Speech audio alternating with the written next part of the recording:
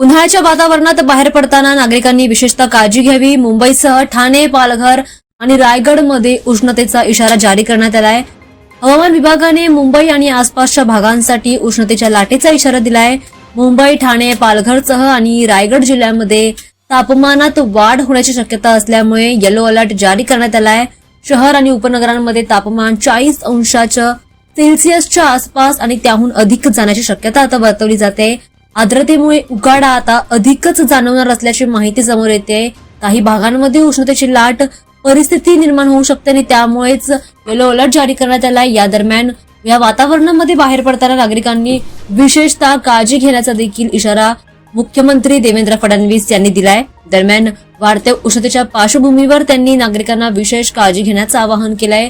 दुपारी 12 ते 4 या वेळेमध्ये अनावश्यक बाहेर पडणं टाळावं असा स्पष्ट इशारा त्यांनी दिलाय।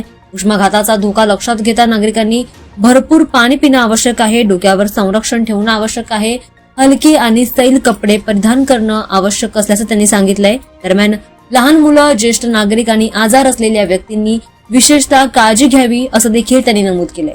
यासोबतच प्रशासन आणि आरोग्य यंत्रणेला सतर्क राहण्याचे निर्देश देण्यात आले। तर महाराष्ट्रामध्ये अनेक भागांमध्ये उष्णतेची लाट सदृश परिस्थिती निर्माण झाली आहे आणि त्यामुळेच मुंबई, ठाणे आणि पालघरसह रायगड जिल्ह्यासाठी येलो अलर्ट जारी करण्यात आलाय। या कालावधीमध्ये या उन्हाळ्याच्या वातावरणामध्ये नागरिकांनी विशेष काळजी घेणं आवश्यक आहे।